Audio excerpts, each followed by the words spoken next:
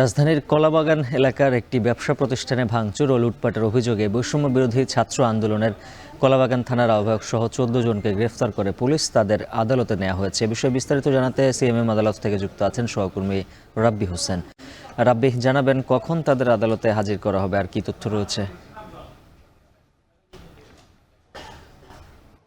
তাদেরকে এখনো আদালতে তোলা হয়নি, তাদেরকে এখন হাজতখানাতে রাখা হয়েছে। কিছুক্ষণ আগেই তাদেরকে আদালতে আনা হয়েছে, অর্থাৎ গতকাল রাতে কলাবাগানের রাসেল স্কোয়ারে সেখানে শেখ কবির নামের একজন ব্যক্তির একটি প্রতিষ্ঠানে হামলা, লুটপাট সহ কয়েকটি অভিযোগ এনে বৈষম্য বিরোধী ছাত্র আন্দোলনের কলাবাগান থানার আহ্বায়ক সালমান সহ ১৪ জনকে আটক করেছিল যৌথ বাহিনী।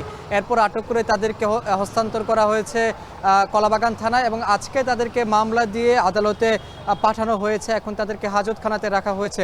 তবে মামলার তদন্তকারী কর্মকর্তার সঙ্গে আমরা কথা বলেছি, এখনো পর্যন্ত তিনি নিশ্চিতভাবে বলতে পারেননি যে তাদেরকে রিমান্ড চাওয়া হবে কি হবে না, বা কোন কোন ধারায় তাদেরকে আসলে মামলা দেওয়া হয়েছে। তবে এইটাই স্পষ্ট যে লুটপাট ও ভাঙচুরের যে মামলা রয়েছে দ্রুত বিচার আইনের সে মামলায় তাদেরকে দেওয়া হয়েছে এবং কিছুক্ষণের মধ্যেই তাদেরকে আসলে আদালতে তোলা হবে। এবং এখানে আমরা দেখেছি যে সকাল থেকে এই গ্রেপ্তারের খবর শোনার পরে ১৪ জনের যে পরিবার পরিজন রয়েছেন তারা আদালত প্রাঙ্গণে এসেছেন, তারা হাজতখানার বাইরেই তারা অবস্থান করছেন।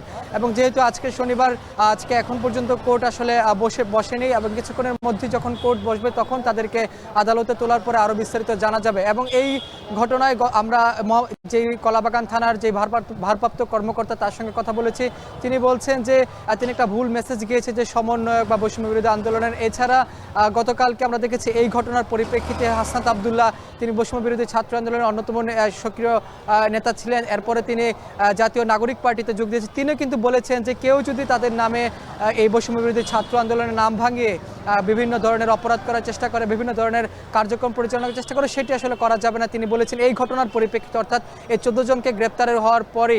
তবে গতকালকে রাতে যেহেতু গ্রেপ্তার করা হয়েছে, আজকে তাদেরকে আদালতে আনা হয়েছে। এখন পর্যন্ত তাদেরকে কোর্টে বা বিচারকের কাছে উপস্থাপন করা হয়নি, যেহেতু আজকে শনিবার।